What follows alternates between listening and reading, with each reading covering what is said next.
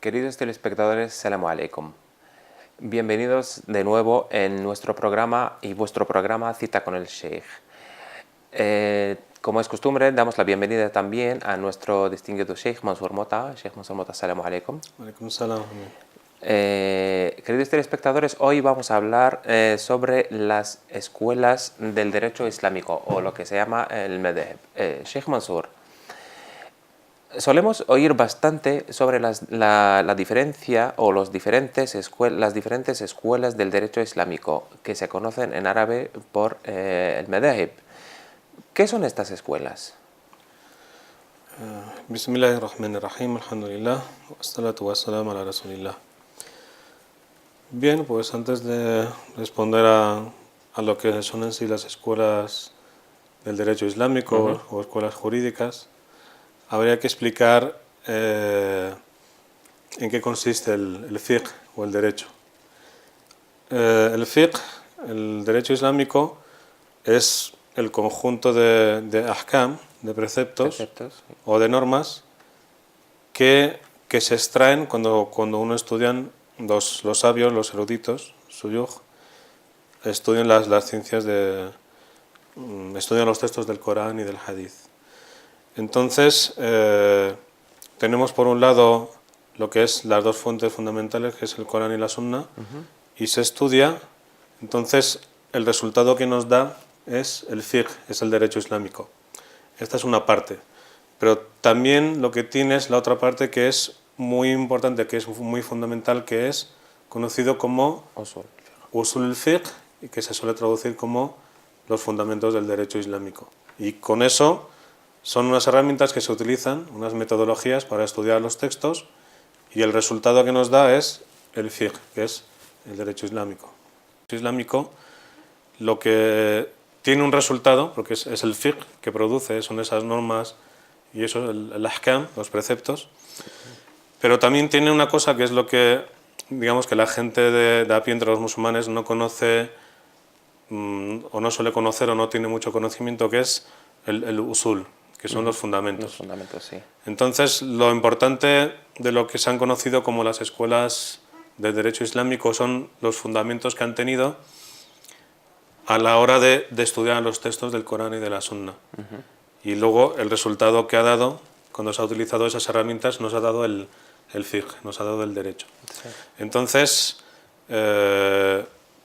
podemos decir que en sí las escuelas lo que son metodologías teóricas que se utilizan y herramientas dentro del derecho, que son, a veces algunas son muy complicadas y complejas, y que luego se utilizan para luego cuando vamos a estudiar el Corán o lo que se llama el al-faqih o el al-faqih en español, el jurista, toma esas herramientas y estudia el Corán y estudia la Sunna, y a partir de cómo las utiliza, pues entonces va a ir poco a poco dando el resultado que es el derecho islámico según a cada metodología de esa escuela, porque a veces puede haber alguna diferencia en algunas metodologías, y eso entraña y lleva a que el resultado final en unas escuelas a lo mejor coincida, pero en otras no coincida.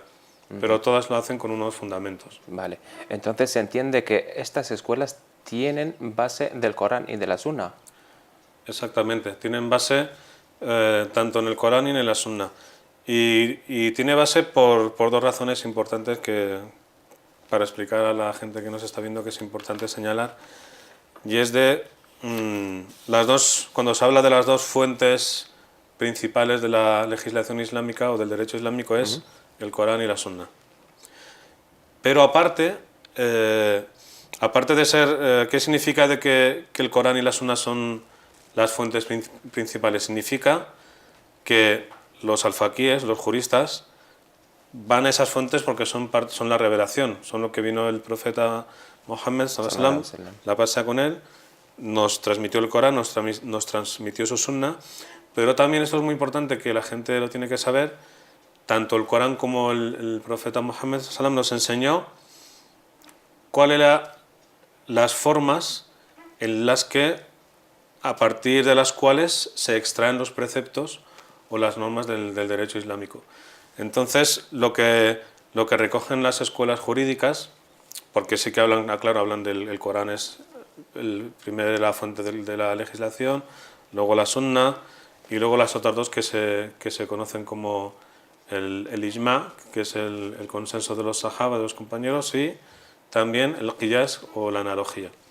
Entonces, fuera de esas cuatro, de estos cuatro fundamentos que todas las escuelas utilizan, existen otras herramientas que además también se sacan del Corán y de la Sunna, que a veces se sacan directamente o a veces por lo que se entiende de las enseñanzas que nos enseña el Islam y que luego todo eso se recoge en lo que se llaman los fundamentos. Entonces, cuando ahí se teoriza todo, las herramientas, entonces luego el al-Faqih las utiliza y con eso le da lo que es el derecho islámico. Vale. Pero todos los sabios están obligados a regirse por estas escuelas o siguen otras reglas o otros criterios. Bueno, cuando están... Normalmente un poco para facilitar, porque hay muchos mustalahat, Sí, hay muchos términos. tecnicismos sobre el al-Faqih, el jurista, el sabio, el imán. Vamos, para facilitar un poco, decir que toda persona, todo sabio, o imán, o sheikh, que se dedique al mundo del derecho islámico, al fiqh, o bien no profundiza en lo que es los fundamentos, entonces lo que suele hacer es, suele seguir o bien una escuela o sigue, por ejemplo, a un sheikh que también tiene una tendencia, y lo que le marca, por ejemplo, esa escuela, él lo aprende lo que se llama ese madhab, pero aprende el ahkam, los preceptos. Sí. Entonces, pues acude a los libros de esa escuela y aprende lo que se llama el ahkam según esta escuela. Y luego hay sabios que están en otro nivel, que es que no solo conocen el ahkam del derecho. Bueno, el derecho es muy amplio, no son muy pocos, o sea, no son todos los imames ni todos los sabios conocen todo el fiqh, porque el fiqh es muy amplio. Hay economía, hay herencia, hay matrimonios, es muy complejo. Incluso dentro de una sola escuela también hay veces lo que se llama el ara, el mukhtalif, hay diferentes opiniones también, y a lo largo de los siglos también. Entonces hay sabios que únicamente se dedican a lo que es conocer su mazhab, su escuela, y hay otros sabios que lo que hacen es conocer lo que se llama el usul, que es lo que hemos hablado antes, los fundamentos. Entonces hay sabios que se especializan en el usul, en fundamentos del derecho, y luego puede resultar que a lo mejor un sabio ha aprendido un ahkam, unos preceptos, y luego cuando ha profundizado en el usul, en los fundamentos, ¿Sí? Cuando hace un estudio, un dirasa, hace un estudio de los textos del Corán y de la Sunna, a lo mejor cambia su opinión. No sigue a lo mejor ciertas cosas que él ha aprendido, porque como ya domina las herramientas del usul, del derecho, de los fundamentos del derecho, tiene el dominio como para él interpretar y extraer otros ahkam, que a veces coincide o a veces no coincide. Vale. Pero no están obligados, es decir, alguien que quiera profundizar, un sabio que quiera profundizar en una escuela o en el derecho islámico o los fundamentos del derecho, no está obligado a seguir una escuela. Lo importante es que el que quieres, porque el mazhab al final lo importante de una escuela es el usul, los fundamentos. Sí. Entonces, también se estudia los fundamentos, porque hay también diversidad de opiniones y es un tema bastante profundo, complicado. Entonces, cuando ya domina esos fundamentos, es entonces cuando ya él sigue una tendencia. No está obligado a seguir. Se conoce históricamente, que es lo que luego con los siglos se ha ido conformando como las cuatro grandes escuelas del derecho islámico, con más prestigio, más conocidas, que son la escuela Hanafi, la escuela Maliki, la escuela Shafi'i y la escuela Hanbali. Sí.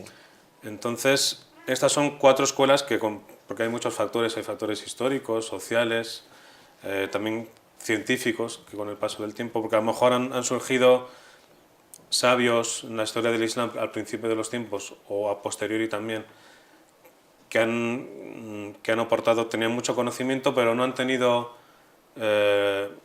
por circunstancias históricas u otras, no han tenido alumnos que han seguido han seguido esa escuela y no le han dado pie.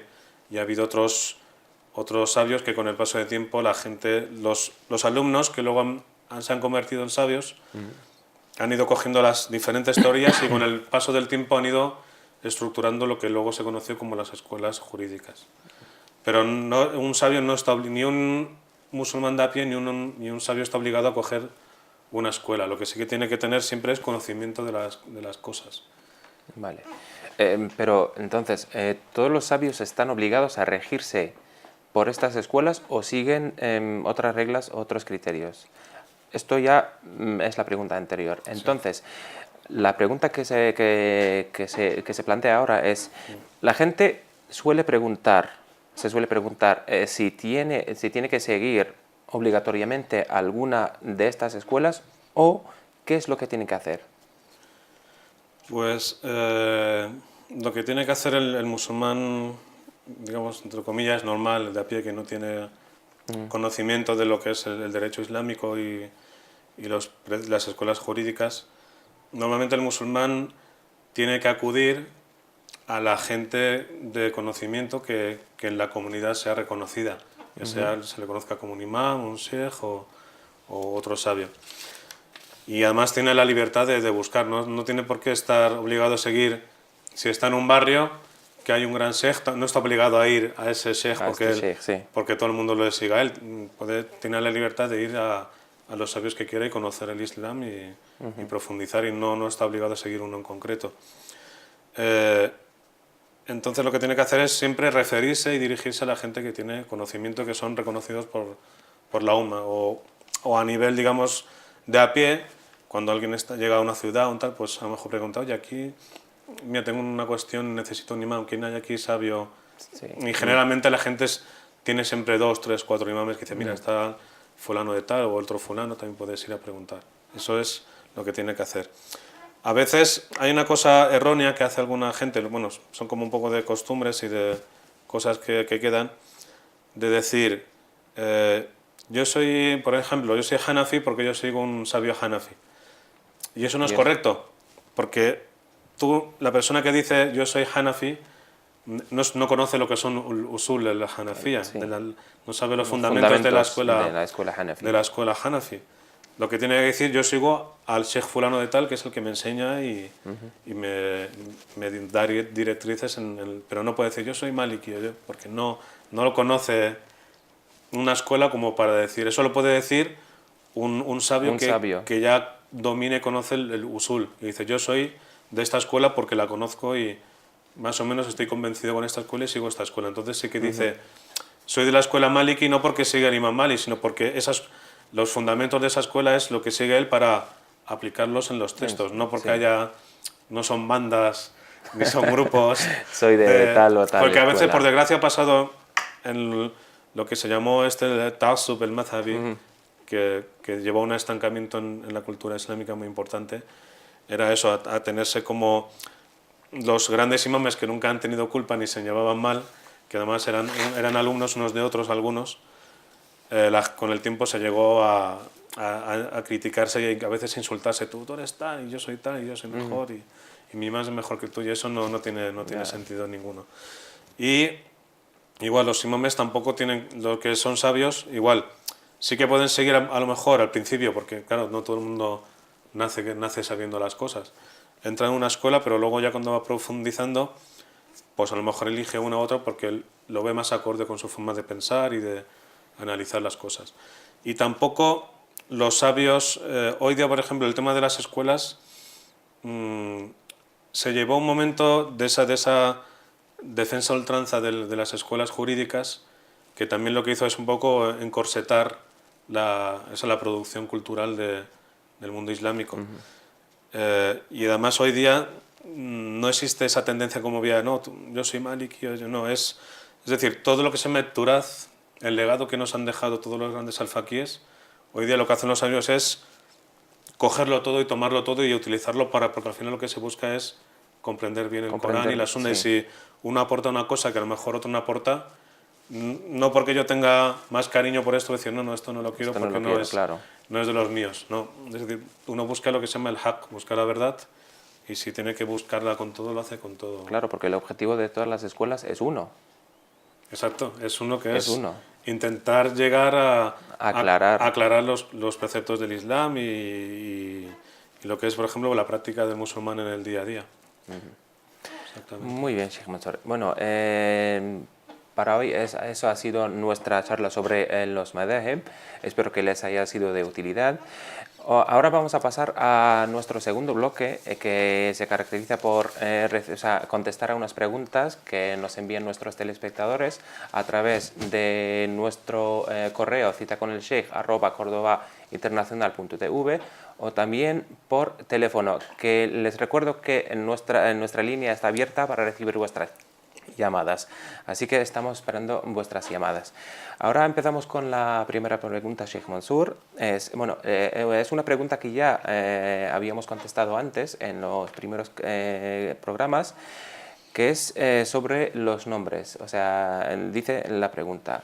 Mi pregunta es la siguiente: ¿qué dice el Islam o qué dicen los eruditos sobre poner nombres árabes a personas que recientemente regresaron al Islam, siendo que su nombre real, por ejemplo, María o Trinidad,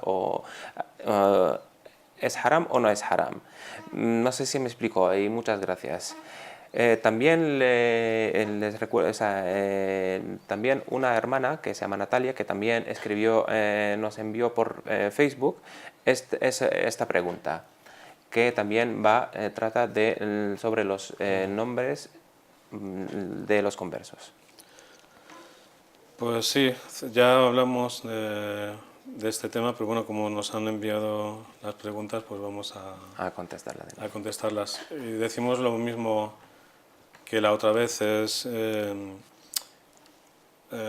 por poner un ejemplo sencillo que la gente lo tenga ya en mente, que es importante, es que, por ejemplo, los 4 primeros califas del Islam, Abu Bakr, Omar, Uthman y Ali, se llamaban Abu Bakr, Omar, Uthman y Ali en el Jahiliya, es decir, la época preislámica, y luego cuando entraron al Islam, porque fueron los primeros musulmanes, siguieron llamándose Abu Bakr, Omar, Uthman y Ali.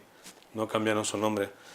O sea, a lo mejor con el paso en algunos lugares o por conceptos erróneos se ha pensado como que es bueno cambiar el nombre o que es una parte de la sunna que hacía el profeta, y no es así. Lo que sí que forma parte de la sunna y que va acorde con las enseñanzas del Islam es de que cuando alguien tenía un nombre que no iba acorde con las enseñanzas del Islam o con sus principios, pues el profeta venía y le cambiaba el nombre, porque siempre lo que busca el Islam es la dignidad de la persona. Y además eso lo busca hasta en el nombre.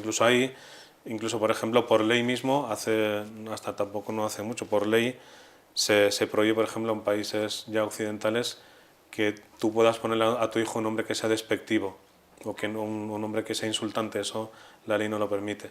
Y eso ya en el Islam hace ya 14 siglos, buscando la dignidad de la persona, lo que hace es que si tiene un nombre que es insultante o que denigra a la persona en algún modo, pues lo que hace es lo que le aconseja es que se lo cambie. Entonces tenemos, por ejemplo, un hadith donde vino una persona al profeta, sallallahu alaihi wasallam, la paz sea con él, y el profeta le preguntó: ¿cómo te llamas? Y le dijo: me llamo Harb, me llamo Guerra. Entonces el profeta le dijo: pues a partir de hoy te vas a llamar Salam, te vas a llamar paz. Entonces lo que busca la sunna, en este caso, que va acorde con los principios del Islam, es que la persona tenga un nombre digno como el Islam quiere, y no un nombre que sea insultante. Porque a veces puede pasar de que a alguien le dan un nombre que a lo mejor en otra lengua significa otra cosa, que pueda ser insultante, y eso lo tienen que tener en cuenta los padres, porque a veces le dan un nombre y si no caen, por ejemplo, que a lo mejor ese nombre para el lugar donde están lo pueden tomar a burla y hacer alguna cosa, un juego de palabras que luego lo utilicen para insultar. Entonces también es importante a la hora de elegir el nombre, es un nombre que sea bonito, agradable, que sea propio del Islam. Pero no es una obligación. Si la hermana en este caso nos manda y nos dice que se llama María, puede quedarse con su nombre porque es María. Y aquí también se podría explicar una cosa, que es que incluso hay sabios que dicen, por el respeto al birr el-walidain, por el respeto a los padres, es todavía más islámico quedarse con su nombre, porque es el que los padres te dieron a ti con todo su amor. Porque cuando uno elige un nombre lo hace con todo su amor, para darle lo mejor. Ya lo primero que le da a su hijo que es su nombre, ¿no? Y no hace falta, no es obligatorio islámicamente cambiarse el nombre. Vale, vamos a la siguiente pregunta. Les recuerdo, queridos telespectadores, que también nos pueden llamar por teléfono al teléfono que aparece en pantalla o también escribir preguntas a nuestro correo citaconelsheikh@cordobainternacional.tv o también enviar vuestras preguntas a la página Facebook del canal.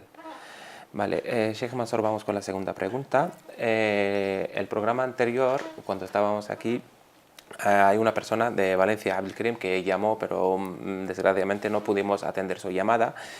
Entonces, el Abdelkrim desde Valencia pregunta: ¿puedo dar una limosna a un vecino que vi beber alcohol? Pues bueno. Sí. En principio lo suyo es, siempre el musulmán es una persona de bien y tiene que ayudar a los demás. En principio, en cualquier sentido, tiene, ya sea económicamente o echando una mano, como se suele decir, en cualquier momento tiene que ayudar a los demás. Entonces, en este caso, según nos pregunta Abdelkarim, pues vi una persona, por ejemplo, que estaba haciendo algo que no es correcto según el Islam, que estaba bebiendo alcohol. Aquí, sobre todo cuando damos una respuesta en el derecho islámico, siempre hay que tener en cuenta todos los factores que hay que nos rodean.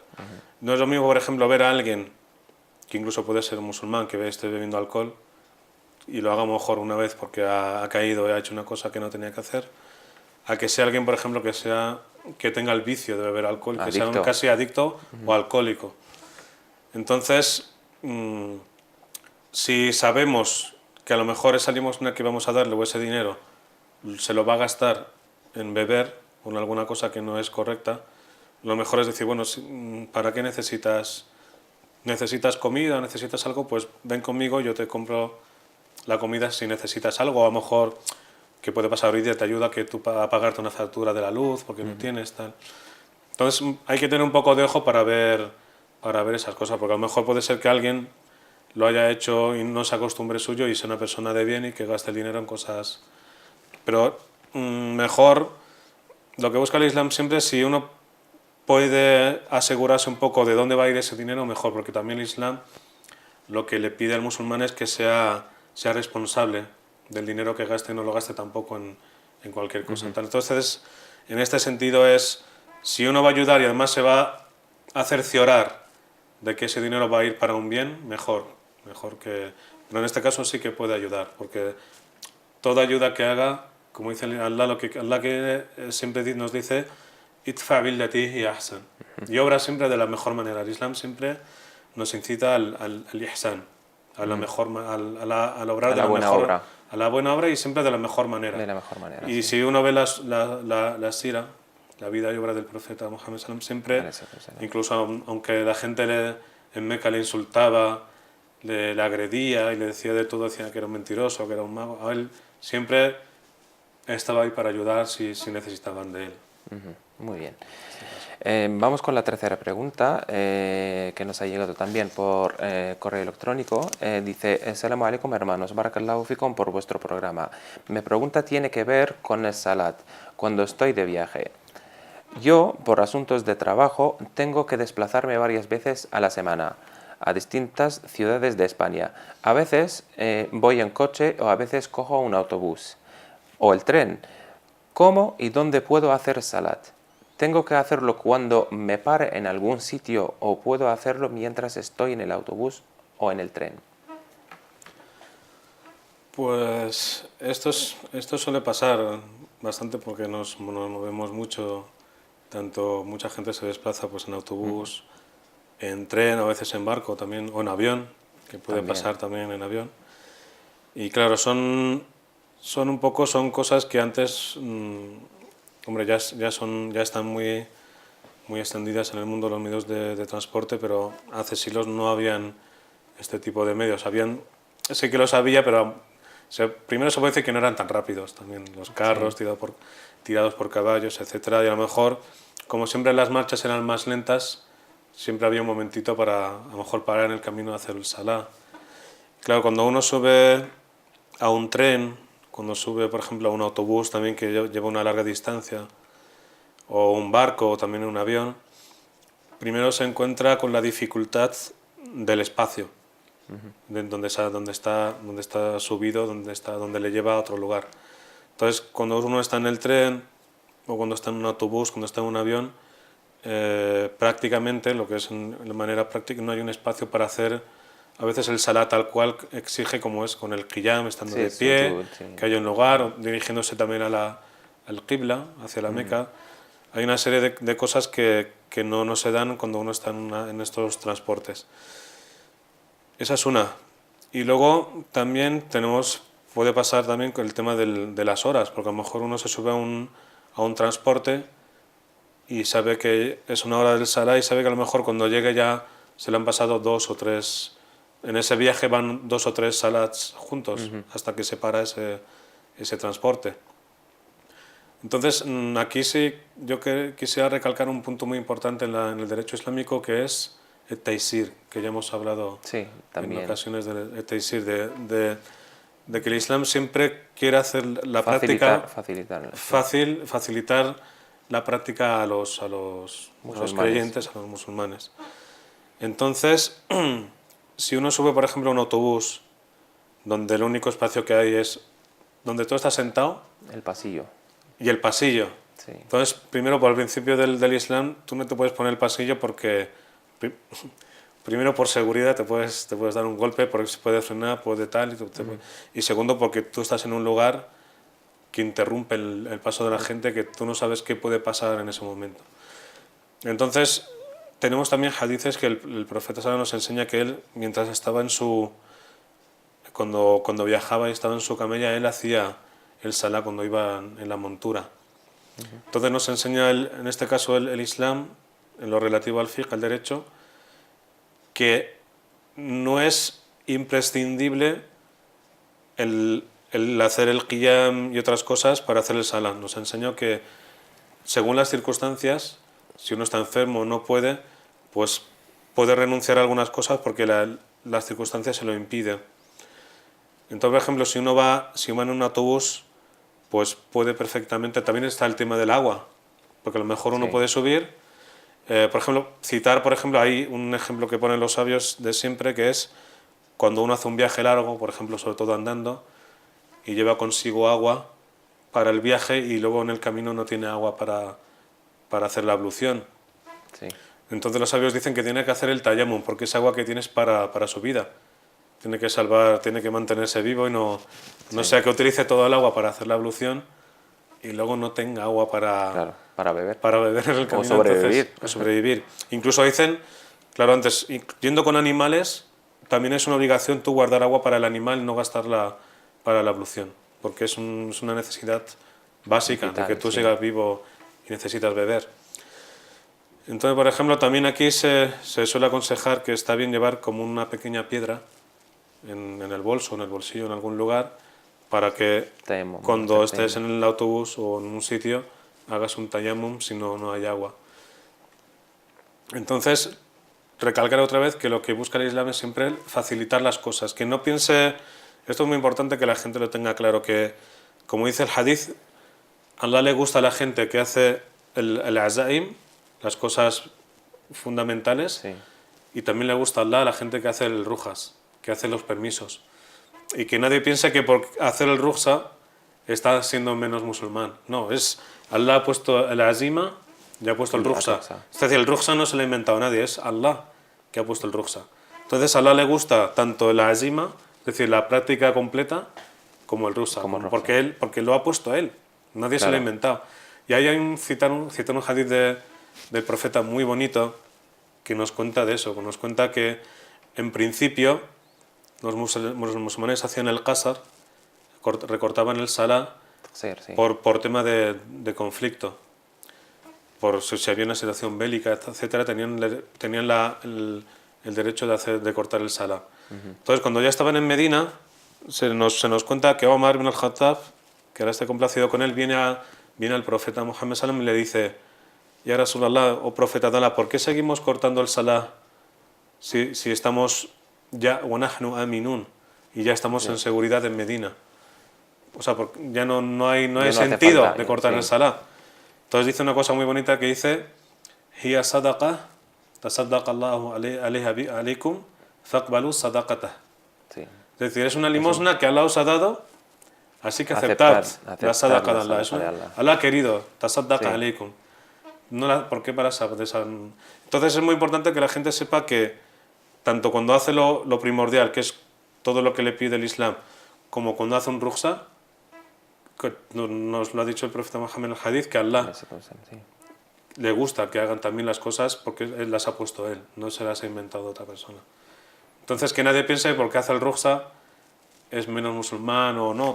Porque hay gente que es mutashaddid, que dice, no, tiene que hacerlo entero y hay que hacer así, aunque no. No.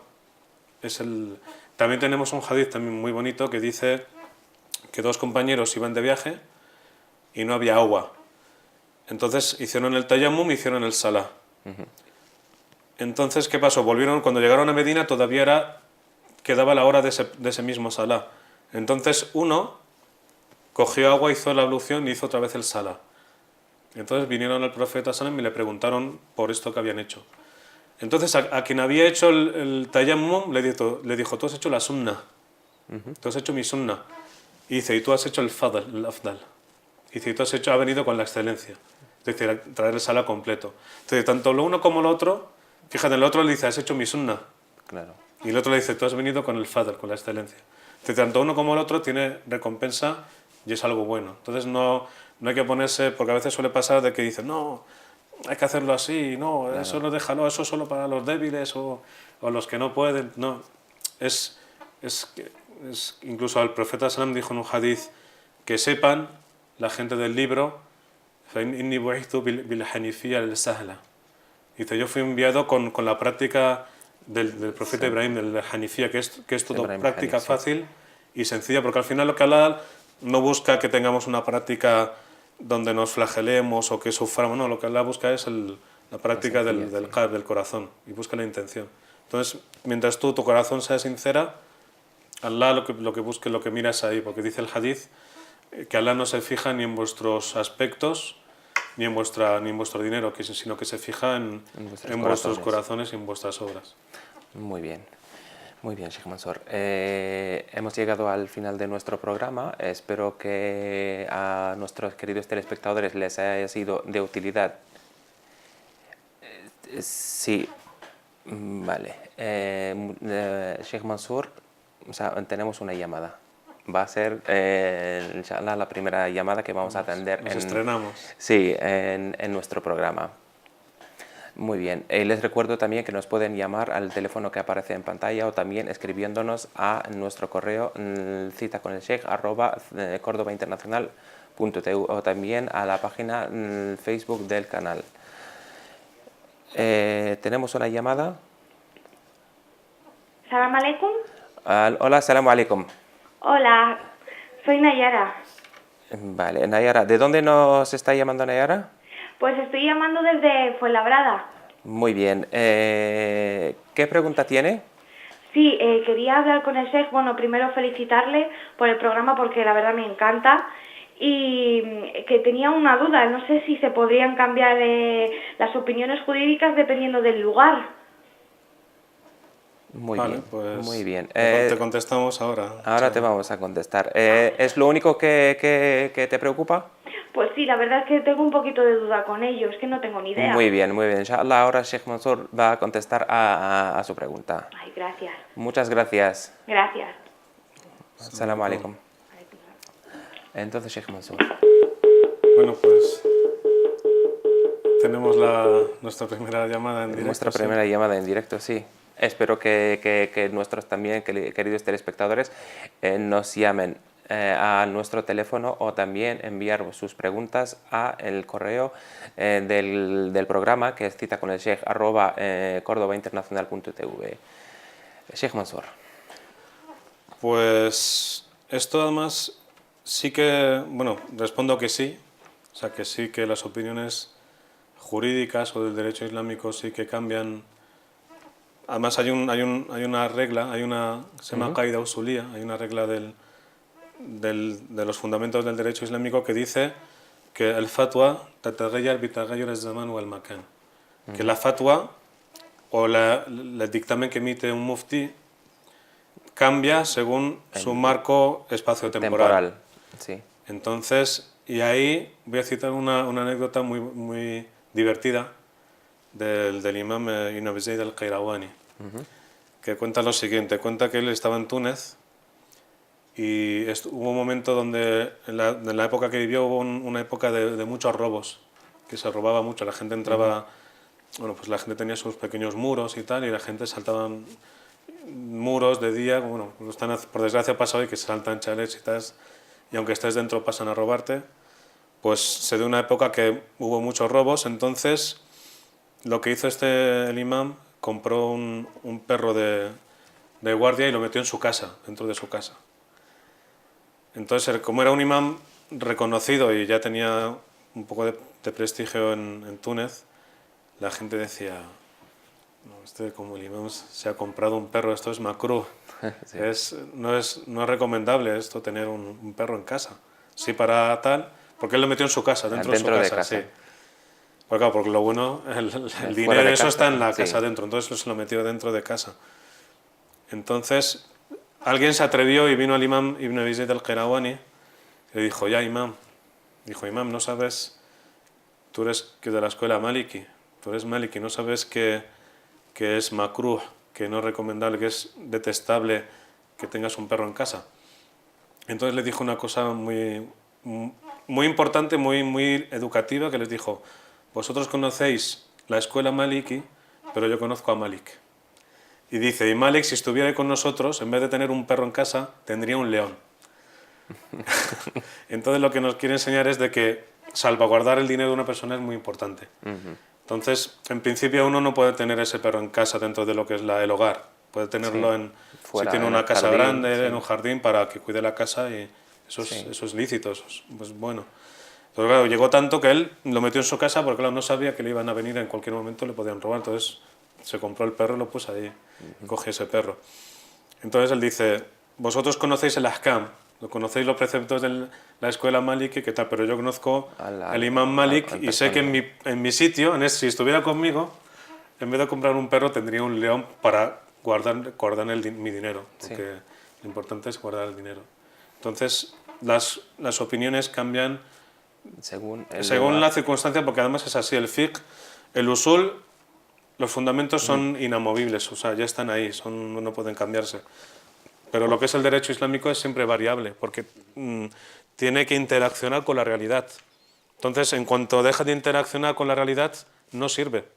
Entonces, el problema que hay a veces, que aún sufrimos un poco en el derecho islámico con ciertas tendencias, de que siempre seguir volver a ciertos preceptos de antes, cuando ya no tienen valor ahora. Y es un trabajo que hay que ir trabajando ahí. Muy bien. Muy bien, Sheikh Mansour. Queridos telespectadores, espero que les haya sido de utilidad todo lo que hemos tratado en nuestro programa de hoy. Muchas gracias por la llamada de la hermana, y también les recuerdo que nos pueden enviar sus preguntas, cualquier preocupación que tengan sobre algún tema del Islam. Nos pueden escribir también a nuestro correo citaconelsheikh@cordobainternacional.tv o llamando al teléfono en el horario del programa, también fuera del horario, o también en la página de Facebook del canal. Sheikh Mansour, muchísimas gracias por habernos dado estas aclaraciones. Assalamu alaikum. Queridos telespectadores, muchas gracias por habernos seguido. Assalamu alaikum.